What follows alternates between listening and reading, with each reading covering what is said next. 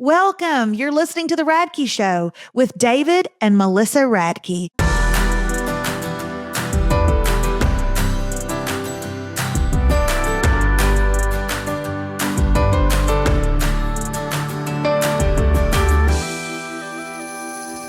Hey guys, welcome. I wanted to tell you all, David, you do not even know this.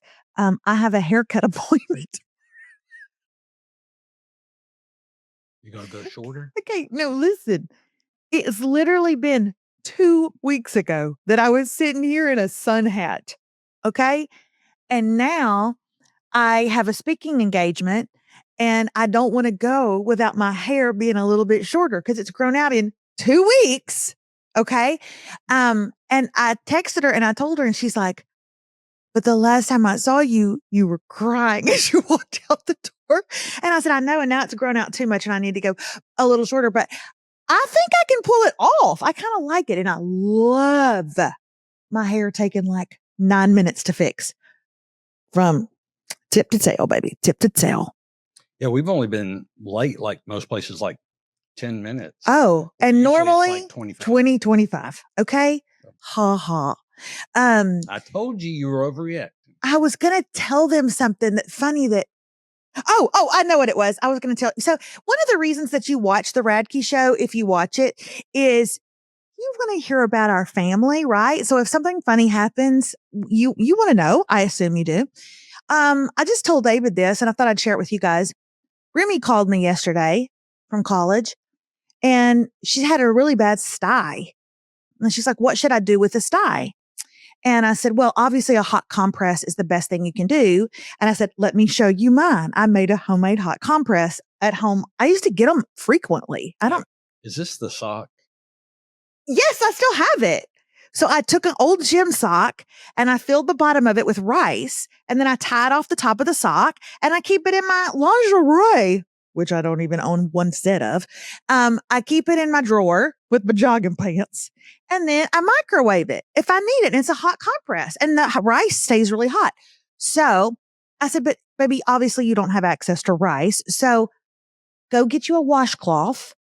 Run really, really hot water on it. And you're just going to hold it on that eye until the washcloth gets cold. And then you're going to reheat it, Oh, I don't have any washcloths. So what? I said, okay, we're probably calling it something different. I'm talking about, maybe you call it where you are. Maybe you call it a rag. It's a rag. You wash your, you wash your makeup off. Oh, I don't have that. And I said, well, I'm going to back you up right there because I know you do because I bought you 7 and I didn't buy you 8 because I needed you to know it was time to wash them. So I bought you only 7, right? You can use a different one every single night of the week. And then I didn't get here with them. I said, I tell you what I'm going to ask you to do right now. I'm going to ask you to take me on a little journey is what I'm going to ask. So she took her phone. We were on FaceTime. She took her phone. I said, walk in there to your bathroom and turn me around, face the white shelf. I just had a feeling. I had a feeling that I was going to get a little mad. She turned that phone around and there on the 3rd shelf of that white bathroom shelf sat not just any kind of washcloth, but I'd bought her the nice makeup remover washcloths that you can wash them over and over and over and they come untouched. And she said, are these mine? In fairness, I remember growing up, sometimes you would tell the kids, don't dry your hand on that. Don't use that. That's just for decoration. So maybe she thought you had put them in there for decoration. Okay. That was about a towel that had seashells on it, David. We haven't even owned that in years. She goes, are those mine?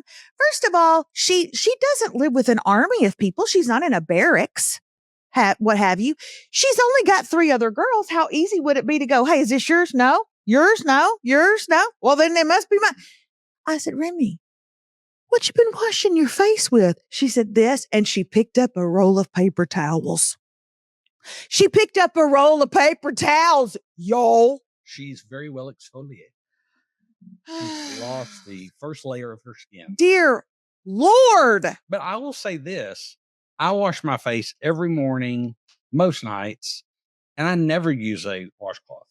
Why would you wash your face in the mornings? You've done nothing but just lay. You would wash your face the most at night.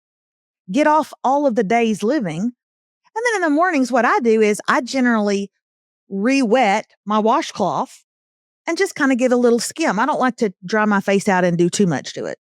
Give a little skimmy skim, get some little crunchies. But my whole point was when I wash my face, I put soap and water on my face with my hands and then I dry it off. I don't use now, well, you're not trying to get makeup off either. Makeup off. Yeah. So, okay.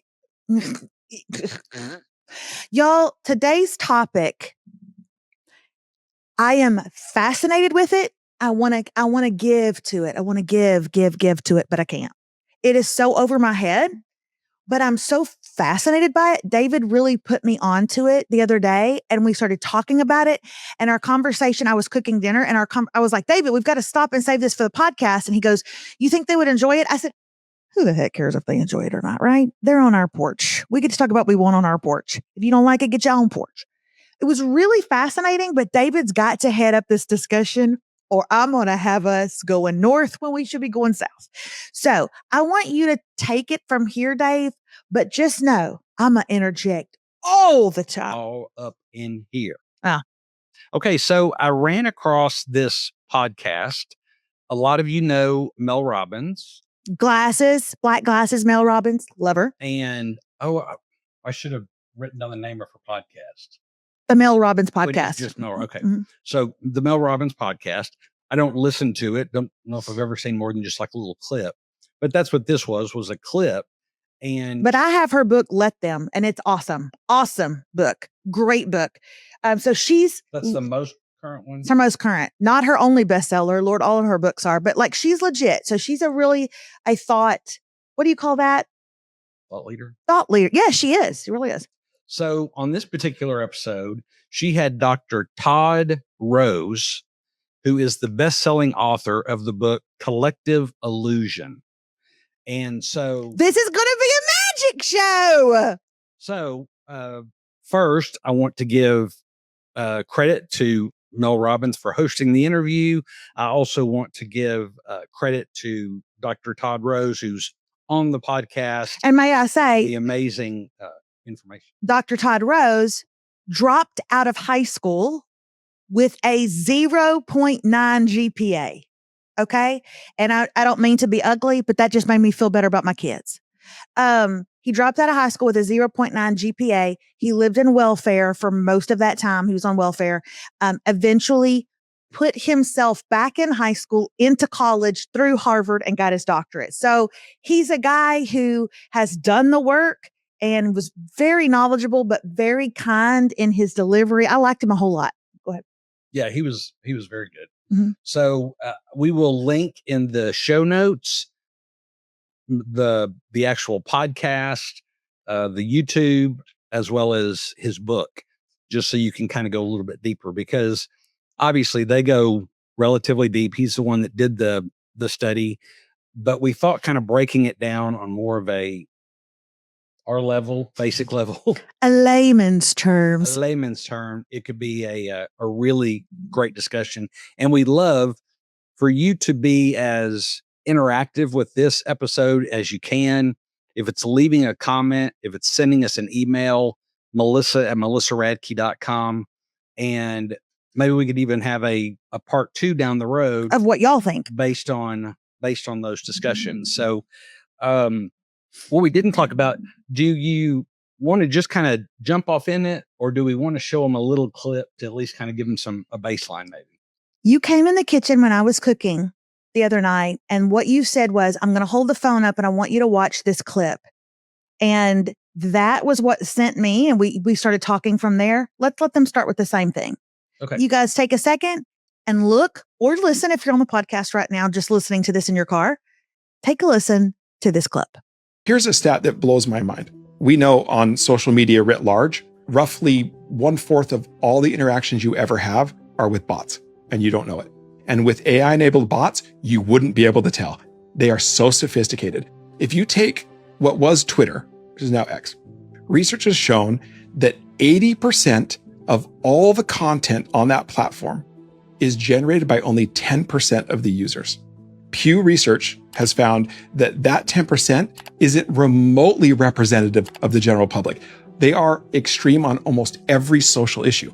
But you can see the problem here. You end up self-silencing, you say nothing, or worse, you start saying what you think people want to hear so you can be part of the group.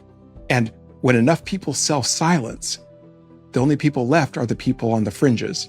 So let me just unpack this. I really do think this is critical, that a quarter of the content that you interact with online are bots, and that you believe that's conservative. Yeah. That the bots are programmed to convince you to believe something that the majority of people do not agree with. Yeah.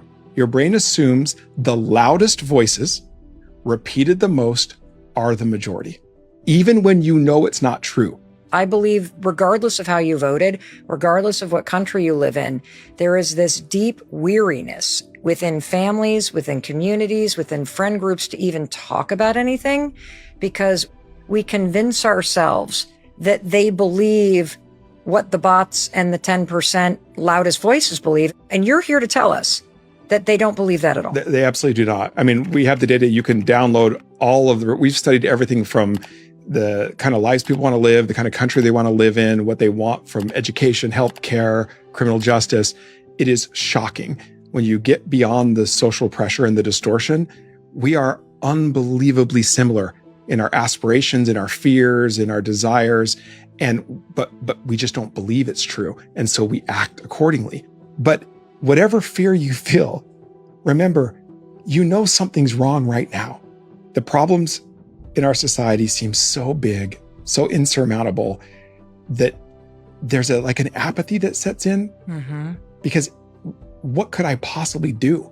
It's also exhausting. It is exhausting because we don't know what to do. We feel like nothing we could do would ever matter, and we feel helpless. It's not true. At my core, I believe it, but I also have the data to back it up. You matter more than you could possibly know. Almost 2/3 of people are admitting that they are self-silencing right now. That means withholding things that matter to them because they think other people disagree. This is a very dangerous place to be when we can't even be honest with each other. Silence is never the answer. Authenticity always is. Okay, so much of that stuck out to me when I first saw it. It does again, listening to it again. I could ask so many questions. And David just understands this stuff better than I do, but I have so many thoughts right now. Well, I wouldn't say necessarily understand, internally understands it, but comprehending what they're saying, I guess. How is comprehending what they're saying versus understanding what they're saying any different? I don't know. I just didn't want to act like I was an expert on. No, I know that thing. Yeah. That is actually obviously Dr. Todd Rose with his research, as well as Mel, as she was going deeper and pulling more stuff out. But it's just so the big things that really jumped out just in that little clip that really just kind of blew my mind, but didn't necessarily surprise me, were the two things that 80% of what is on Twitter, 80% of what is on Twitter, X is created / generated by only 10% of the people on Twitter. First of all, I was told years ago to not get on Twitter. It was actually when it was still Twitter. Some of the most, this was when we had our television show, and one of the executives for the television show actually said that in passing. If you think, social media is bad, don't get on Twitter. And I made a mental note of that for whatever reason. Some of the most horrific comments that have ever been said about me have been said on Twitter. And so I made a mental note of that. I have not been on it. I have a Melissa Radke account. It does absolutely nothing. I never post to it. So I'm not on there to hear, but from what I hear, people say it is still vitriol. It's just vitriol all the time. It's like a bunch of people screaming in one room at each other. And what he's saying is, That's only 10% though? I don't understand that. Only 10% are creating 80% of the content. So it's not that, well, that can't be true because so-and-so. No, there is that other 20% there. But 80% of it is being generated by just these 10%. And Pew Research did a study that the majority of those people in that 10% have extreme views. Now, it can be extreme left, right, up, down, whatever, but they're extreme views. Okay. They're not mainline, mainstream, middle of the road. They are alt or they're alt on either sides. No. Okay. Which goes to, which I've mentioned a few times, that I truly believe if we got rid of the far 10% on the left and the far 10% on the right, the 80% of us in the middle will be just fine. Mm-hmm. I'd say we had any bumps in the road and we're not going to agree 100% on every single thing, but. Okay. So let me ask a really elementary question.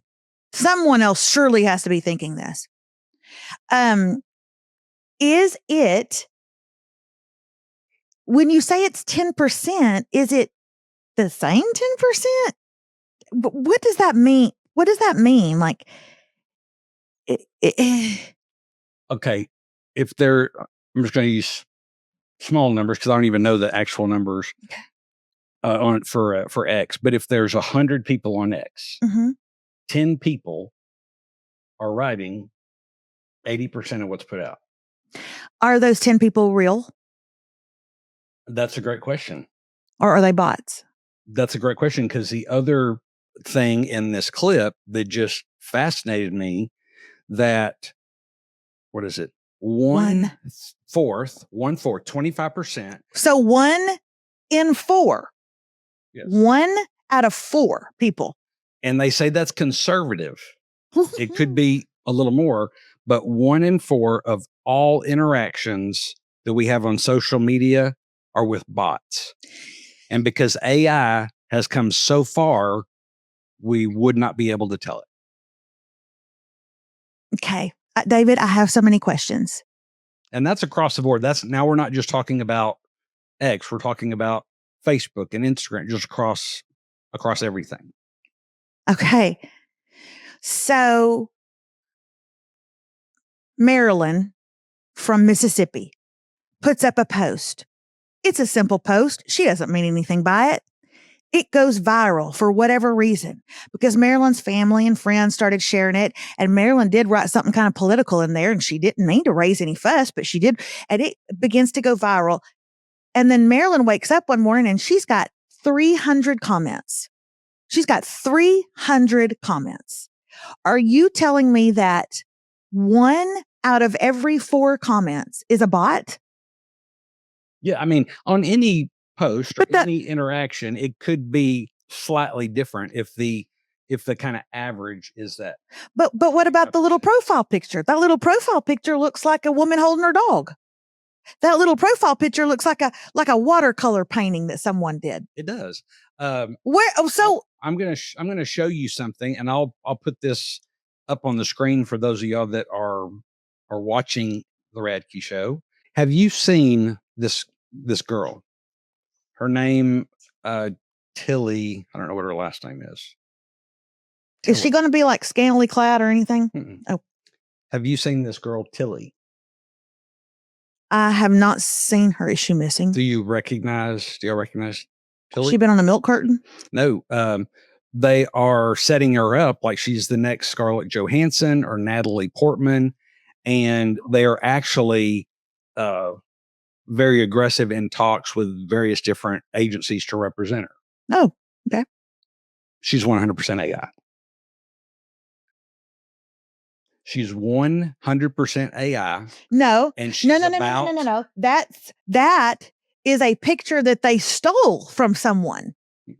She may be based off somebody. She may be whatever, but that is a 100% AI generated actress that agencies are, I say fighting over. Some of them have a kind of I don't know if moral's the right word, ethical thing of we're not working with AI artist because that's against, our actual artist or whatever. But she is a completely AI generated actress. Okay. But you're getting off the topic here. But my point with taking that little detour is when you go, but I see this face, it's got to be somebody. No, it doesn't have to be anybody. So let's go back a little bit to the last viral post that I had go viral that had, at the time that you started having to remove comments, it was at 11.8 thousand comments, just comments alone. Should we on one platform, on just Facebook, 11.8. Let's round up and say 12. Okay. Cause it's just easier to do that. What is 1/4 of 12? 3. So you're telling me that 3,000 of those horrific comments were probably bots? I might even make it, might actually say when something goes that viral, that it might even skew higher than that. So I would say at a minimum, there were 3,000. So these are not just bots who, R2D2, we are going to pick up when someone says Trump and we will jump on that. We will pick up when someone says Biden or Harris and we will go here. No. These are bots that are going, hey, there's a middle-aged fluffy white woman in Deep East Texas and we're going to comment on that. Like they have no party representation, right? They're just bots that want to harm, that want to stir the pot, that want to infiltrate and disrupt. Well, there's multiple different reasons for it. Some can be as basic as for marketing purposes, to keep you on the platforms longer, to keep you reading this article longer or this comment string longer. So there's some marketing reasons behind why some people may use it inappropriately to make revenue. Then there's literally like bot armies that no, but we've actually seen this like with China and Russia. They literally have bot armies and they've had these for a while. But now when you factor in the artificial intelligence, and I don't know. And I want you to pause. Don't lose your train of thought. Anybody right now that is thinking to themselves, oh, I'm going to turn this podcast off just because this episode doesn't interest me. We're not even to the good stuff yet. David and I are called by God to the community of people. Okay. And we're about to get to the topic of community. We're going to get there. And that involves you. You are the community for this right here, for the Radkes, for me online. So I'm telling you, you're going to want to continue to listen. Keep going. So, it made me lose my train of thought. I know. And I specifically said not to. Why don't you ever do what I say? So you saying that they have these armies of bots, China and Russia, whoever. So these bots have been around for a while, but now you add in artificial intelligence. You can't even discern from these because they have become so advanced. And for some of you, maybe you've just heard the term AI, artificial intelligence, or maybe you've kind of dabbled, but you're really just, you use Chat GPT like Google, what is this? But even what we're able to do, personally on AI is astounding. But then when you think of people that are highly technical, highly creative, highly funded, large corporations, right, large, whatever it is, organizations, they have the ability to literally it blows your mind what is real and what is not real, So it's a fascinating thing. And it goes to taking a step back and really evaluating what is being said. What am I believing? What am I going to yell and fight for? And what am I going to forward? My goodness. I've received a couple of forwards and they're forwarding something that's AI. Right. Yeah. Oh, yeah. Well, And I really want to get into that because one of the things that he said in the clip that we watched is he talked about the phrase self-silencing. That's a biggie. I want to get to that right after this break. But before we go to the break, one of the things that he talks about, Dr. Todd Rose, in his book, which is called Collective Illusion, is how we are, and I was really glad to hear him say this, made for community. We are made to be in community. Their research has shown that people are happier when they live in community. Whether that is your church community, you're close in your neighborhood, you've just got a great group of friends there in your area, your family is your community, but we're happier when we're in community. But something interesting happens within the framework of community, and that is what's really interesting. It's called self-silencing, and we're going to talk about that. But when it comes to community and how much David and I love it and how much we believe in it and have seen it within the confines of social media be a beautiful, healthy thing, listen to the ad that's coming up right now, because we want you to find your place within community.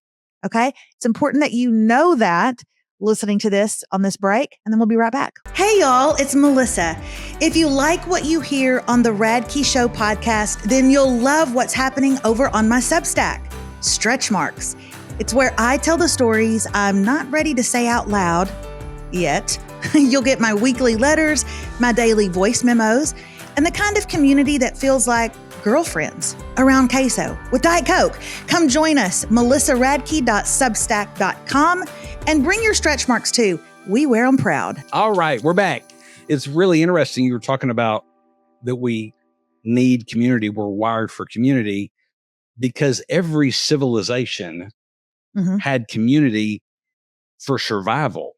They had no choice for survival. And when I say that, it's like a life and death from, protecting from the elements, from the enemies, from the animals, whatever it is, even gathering the food or, killing animals for food or whatever. And so we think, okay, well, so community that started with that survival. We don't really need that for survival now. But I think we absolutely need it. Now, it's a different survival. For sure, yeah. But we absolutely need community as much, maybe not as if more than we ever have. But talk to them about what happens within the confines of community when we want to go, we follow along with the community. I thought this was and this is really the crux of what this illusion book is about. Okay, so collective illusion. So when you are in a group agreement, so when you're sitting around and there's an agreement of what you're talking about, if it's a sports team, if you thought somebody did this or that, whatever, it literally fires off in your brain in the same place that affects when someone takes drugs. Okay. Can I give you an example and you go from this example? Okay. This is just an analogy. We have a book club. We're going to just say this. I don't have a book club, so we're just making this up. There's a book club and it involves about 30 women and they're all reading the same book. Okay. Go with that group. So you're sitting around, everybody is enjoying this book. You're sitting there personally in your private beliefs. This is one of the stupidest books I've ever read. But when we have a group disagreement, it fires off a physiological response that is similar to if we know we did something wrong.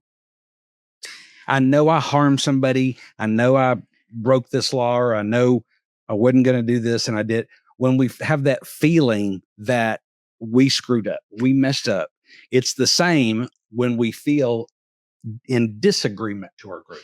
So what David's saying is, I'm sitting around and I've got my book, and it was kind of an interesting book because it was pretty tough to read. There was a lot of parts in here about a woman who had, I'm literally basing this off of a book I recently read, a woman who had a really difficult life and she had several abortions, and she was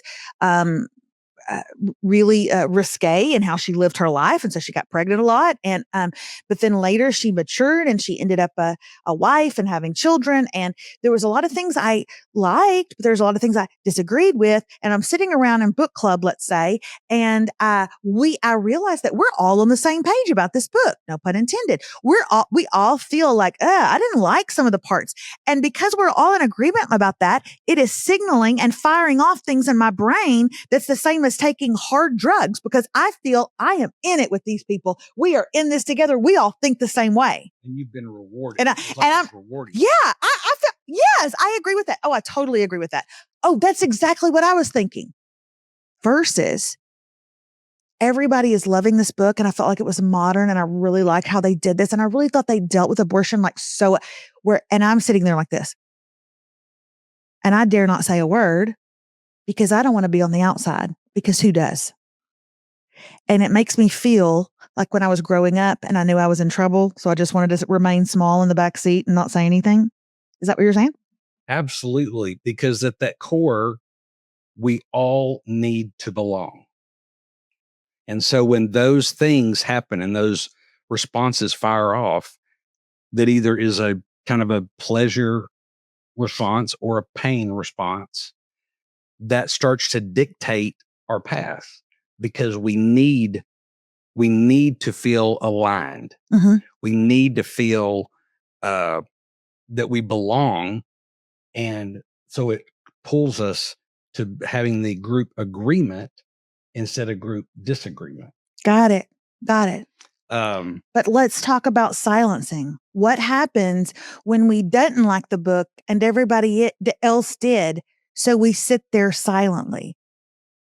What happens when the girl we follow on TikTok and we just love her and like she's so awesome and everything she does is cool, but she says something one day that, oh, I don't agree with that. I don't like how she did that. But everybody else is praising her for her bravery. Oh, it's so great that you came out and said this. You go, girl. You live your best life, girl. But you sit there like, oh, why don't we speak up? Why do we self-silence?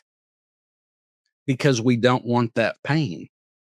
Even if it's subconscious, even if it's, just you questioning your own internal belief. We don't want that pain of not belonging, of being on the outside, like you said. Yeah. So it's one of those things that is so fascinating that, when people self-silence, it actually boasts and benefits this collective illusion. Mm-hmm. So we haven't actually talked as far as like what that means, that term collective illusion. And so the way he defines it is collective illusion is groupthink, but you are wrong about the group. About what the group think. So in a situation where the majority of people in a group privately disagree, so maybe the majority of people sitting at book club disagree with whoever decided to talk first, but they're going to go along with it because they mistakenly believe that's what most others believe as well. So for whatever reason, she speaks first. You stay silent because you're going, I think everybody else thinks that too. So I'm not going to say, I think that's crazy. Mm-hmm. So you self-silence yourself. This is in an example that, I'm gonna give you guys an example, and David never makes me feel stupid for my examples. I'm looking here, right, babe? David never makes me feel stupid for my examples, even though I know sometimes they're very elementary. There is a woman that I follow on TikTok, and I followed her for a while, and she is someone that has just decided to come out and share every single detail of her life. And I am also someone who shares almost every detail of my life. Not every single detail. There's definitely some things I'm going to keep behind the firewall for my kids' sake, if nothing else. But I mean, I don't know. She shares it all. And recently, one of the things that she's been sharing is that her marriage is over and she's really going to go out and live her best. She's going to go out and live her best. So she's saying goodbye to her marriage, and she's going to move away from her kids and her spouse, and she's going to live the life that she has been wanting to live. And everybody is saying, you go, girl. Power to you, girl. You be strong. You do you. But the truth of the matter is, I think collectively, that is a really small group of people that are agreeing with her. I think, in fact, what you might find is that there's far more people who don't agree with her, but are silencing themselves. Like, for instance, me. I can't tell you the number of times I've wanted to write, but this is a marriage. And and if it's true what you're saying, you're not giving this a chance. You're not fighting for this. And hey, remember my interview with Diana Swollinger? I believe if there's just certain that marriage is dead, and there's just certain things that you can't escape from, some kind of different abuses that you can't escape from, or your children are in danger, and he doesn't love you. I mean, like, I get divorce, but I don't get what you're saying. I don't get what you're saying. That you want to go and live this new life, but I don't say anything because nobody else is saying anything. They're being silent because she wants to go and live this new freedom, this girl power. And I don't agree with that. My friend Diana did not get divorced because she just was like, girl power. I mean, right. She was grievous over it. I don't really see that happening. And so, but I think there's so many people being silent because we would be putting marriage on the top shelf, and that's not really cool to do today. Well, and that's silly. I think you have to find a line, because actually what you said is where our mind can immediately tend to go. That, okay, self-silencing means not commenting. And that may be true sometimes if it's something that should be commented on. But then there's a lot of times where you might disagree with it. You disagree with it, but it doesn't necessarily mean you have to comment on it. You don't have to get on, any social media and just go down and go, okay, everything I disagree with, I'm going to comment on. For sure. Because there are people that do that. And they have never changed anyone's mind about anything. So it's a good example. But at the same time, I think we need to put it a little more into real life, if you will. Absolutely. Instead of just a comment. Because I don't think that's really what the total definition of the self-silencing is. It's really more. I know what the total definition of the self-silencing is. I said it was a stupid analogy. No. No, the real definition of self-silencing is what you and I talked about in the kitchen. When you played me this. Do you remember? David, for years, you have told me we don't talk about politics. We don't talk about politics. We don't bring up our politics. And I've been okay with that because I don't even really like to talk about politics with you. And you're my everything. You're my right arm. But on a podcast last week, David made a comment in regards to our current administration. For the first time ever, I heard David not self-silence himself, but be bold and make a statement. And sure enough, a woman commented back against what you had said, like she has the freedom to do. And of course, she did it politely. She did it diplomatically, and David wrote her back. We encourage that. We encourage people to tell us your differences. But like, David, you are one person who I believe from the start should have never self-silenced yourself about how you believe, because I think there are so many people, even listening today, who probably believe like you do, but they don't know where they fit. I mean, you've said sometimes you feel a little bit like a political orphan because you don't know where you fit exactly. And you've silenced that for so long. And you don't think that would be beneficial to people?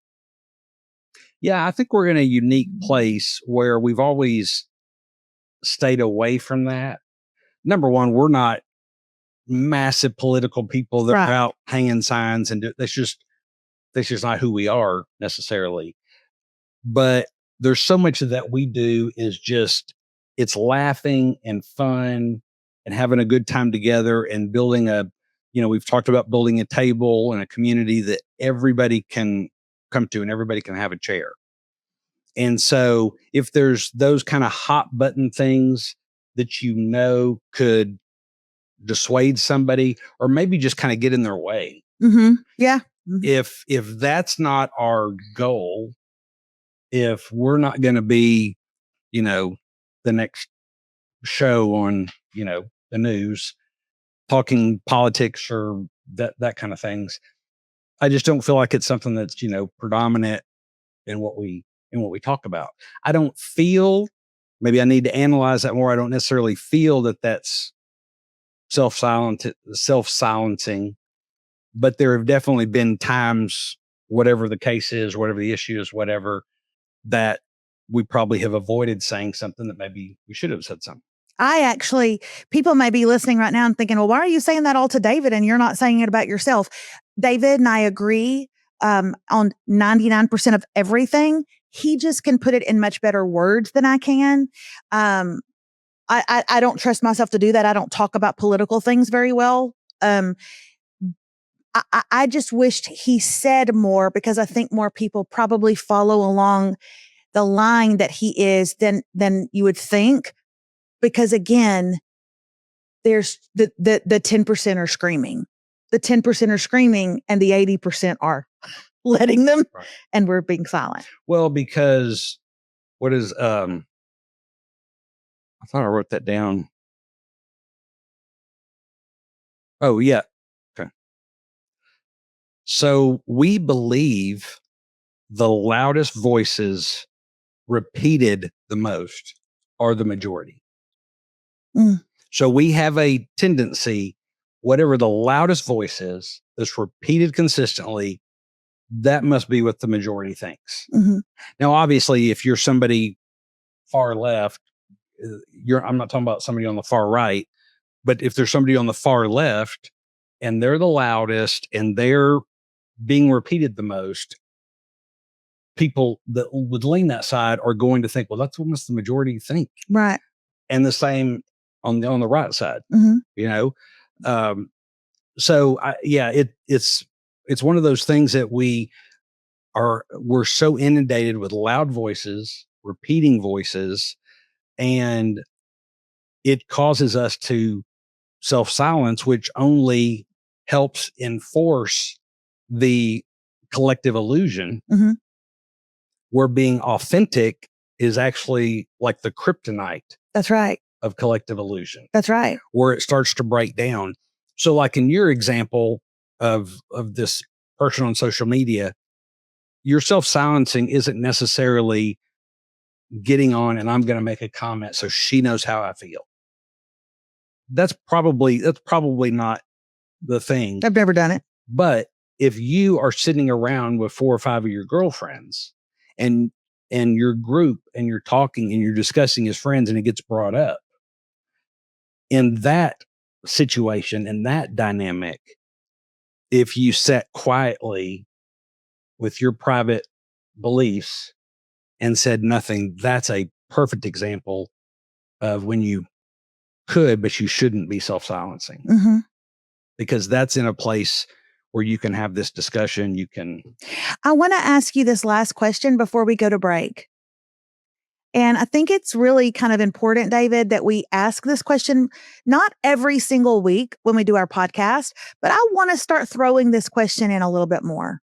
How does this topic today, how does it affect our marriages? How does it affect our families? Well, they gave a couple of examples about collective illusion. Uh-huh. Some of them were very interesting. very timely for us. One is binge drinking on campuses. Yeah. Where kids go and they assume everyone is doing it. Everyone has to do it. If you want to make friends, You want to fit in, be involved, and you want to fit in. Yet in private surveys, in other words, no one knows what you're answering. You're not going to be judged for anything. The vast, vast majority of college students would agree that binge drinking is dangerous and potentially harmful and bad. And they don't do it. But then they have this collective illusion that they're supposed to, which interestingly enough, they even talked about the psychology of like the university putting out signs and posters, think before you drink, don't drink too much, but all this kind of thing, which actually oddly enough reinforces everybody must be drinking and driving, and everybody must be binge drinking. And so, which then perpetuates the binge drinking. And it's been a long time, so I don't want to misquote anything, but the same thing happened years ago with Just Say No. Drug use actually increased during that time because of the awareness and again, that's the psychology that if we don't just stop and run on autopilot, we see this is so bizarre. So they use that example. But the other thing is that we, have these things in our life where we think, every holiday we should have this meal, but no one in the family even really likes that meal. Right. But that's what we do. So we just go along with it. Like the year that all the women in my family went, we're so sick of turkey. And one person said, why don't we just do Italian? And my Aunt Melba said, you can't do Italian on Thanksgiving. Why? I mean, So, I actually have two examples in our life where it was this misunderstanding. It was this illusion. The first, when we first started dating, we were at some gas station and I just randomly out of nowhere grabbed a 100,000 bar or something like that. Or was it 100,000 grand bar, whatever. And it was okay. I'm not real sure I've ever had one before, but for like the next 6 months, anytime Melissa went into a gas station, she bought me one of those. I thought I was getting him something you liked. Well, so she thought she was getting me something I liked. I thought it was sweet. She was thanking me, so I didn't say anything. So it was months and months and months later. But the same happened when Survivor first came out and we were moving into the 4th season. And every Thursday night, we had salmon and wild rice with Survivor. It was our Survivor culture night. You had to eat like they did. And so it was eventually after years going, can we please stop? So if we don't, and I was thinking I didn't like it either, but I was doing it because I thought he liked it. So if we don't communicate, right? If we don't question, if we don't have dialogue and discussions, that's including with our children, with our people. Oh, absolutely. It eliminates us not fully knowing or completely knowing each other. Yeah. And if we don't fully or completely know the people that are closest to us, how are we going to know or even somewhat understand the 360 million people that are in the United States? Mm-hmm. It's not, mm-hmm. If we can't be our authentic selves in our handmade, personally chosen community, then how will we ever stand up for what we believe and what we are and what we think is important within the context of the world, so to speak? I mean, I want my life to matter, but if I'm not even being authentic and true to who I am within the confines of my personal community, then what am I doing? And that it really brings home not just the importance of community, but authenticity and finding community that accepts you for who you are. you know? It was really interesting. Dr. Rose talked about another study about what people want in life and what people want from their country. And the majority of us want the exact same thing. You know? To be rich. No. I would think the majority of people would want to be rich. That's not in a private setting. When you talk about everybody, not that some people don't, but the majority, they don't. They want things that they actually can control. Like They want meaning in what they do. They want to affect others positively. They want to be more involved in their community. They want to help make change. Wow. But when you go, what do you think other people want? They want to be rich. They want to be famous. Powerful. They want to be this, but that's not actually true for the majority. Some absolutely. Yeah. Some that do. And this is across all walks of life. This is across all demographics, social, everything. It's across the board that even 8 out of 10 people agree with what they want for our country. What? 8 out of 10 agree what they want for our country. There were 4 or 5 key issues. Now, that is not to say that we may not have differences of how we're going to approach that or how we're going to achieve that. Mm-hmm. No, we've had that from the beginning. Mm-hmm. That's why we have this binary political system, because there's, multiple ways to, skin a cat or whatever. I was going to say skin a rat. I thought it was skin a rat. Whatever the best phrase there is. But we are so much more alike. That's crazy. And we want to believe in that the collective illusion. We are so much more alike. But those of us who are the most alike that are in the majority are quieter than the loudest voices who are in the minority. But we let them lead.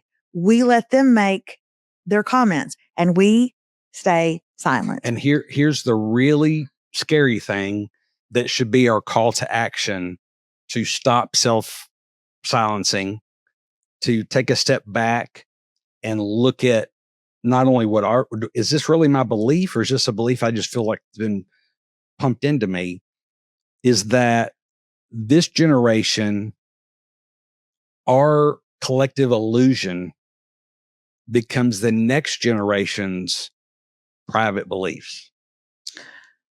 So in eventuality, it's a self-fulfilling prophecy. Wow. It is not true. It is not correct when the collective illusion begins.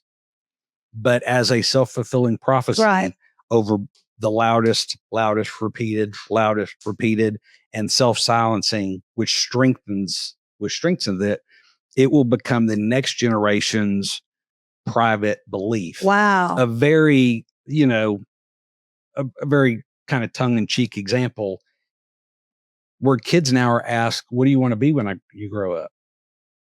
And the vast majority of them will say famous. Dear God, help us. Not rich, not powerful, not the president or a farmer. They want to be famous. And if you even ask them, oh, famous for doing what? I don't care. It doesn't matter. But we're in this society, that next generation. I believe the children are our future. That next generation, our collective illusion is becoming their private belief. Mm-hmm. It's just fascinating. This is all way over our head. It's not over yours, but it's over mine. But again, my eyes glazed over about 4.5 minutes ago. Again, if you're listening with us or watching still, we appreciate you so much for just hanging out. We know this was a little bit different, but it was just a very cool topic. Again, the Mel Robbins podcast will be linked in the show notes, as well as Dr. Todd Rose's best-selling book, Collective Illusion. Watch your podcast, get the book. It's a really cool peek into how we work, even though we don't pay attention. Well, it really stressed a lot about the importance of community and what community means for people and how people need to show up authentically in their community, which is really at the heart of what David and I are all about. We'll be back right after this. Hey guys, quick break from the show, but this is important. If you're loving these conversations, then Stretch Marks is where you need to be. That's where I share the stuff I don't always say out loud. Stories, voice notes, confessions, even a little advice now and then. It's real, it's honest, and it's waiting for you. Go to melissaradke.substack.com and join us. We're building something beautiful over there, and I want you in it. Now, why are we sitting up so straight? Because we're about to have us a good debate. Hey, we're about to do something fun now, because I would say the majority of that podcast, fun, it was not. So we're about to do something fun. Learning is fun. Learning is not fun. All right, David, I'm going to ask you this question and you're going to answer it about me. And then I'm going to answer it about you. Okay. If I disappeared for 24 hours, where would be the first place you'd look for me? If you were just for 24 hours, I'd probably say your mom and dad's house. You probably decided to go upstairs, get a blanket, or move. Okay. I can see it. David Radke, if you disappeared for 24 hours, the first place I would look for you is in that little roly chair in front of your computer. Like the sexy nerd you is. If I got arrested, what crime would you automatically assume I had committed? Vehicular manslaughter. David! Don't be whipping out manslaughter. David, you're saying I would have killed somebody. You're not a very good driver. You almost killed a couple people yesterday. You're not a good driver. What was yesterday? When you almost ran over people in the parking lot. David, I don't like it when you do that. I'm happy to drive your truck and it's got a big. If you got arrested, I would assume that you talked someone to death. I'm not joking about that. Murder by mouth. Murder by mouth. When I'm mad, what cartoon character do I most act like? And I already know exactly what yours is. When you're mad? I know what his is. If you're really mad, I would say the Tasmanian devil. Okay, I'll take it. You are that little redheaded guy with a handlebar mustache. Yosemite Sam? You are Yosemite. I'm going to take you out. Okay. If we swapped lives for the day, what would be the first thing you'd struggle with? You're me, my life. I think the biggest struggle would be controlling myself and not, just wanting to spend some alone time with me. If I was you, I would struggle with wanting to be with me.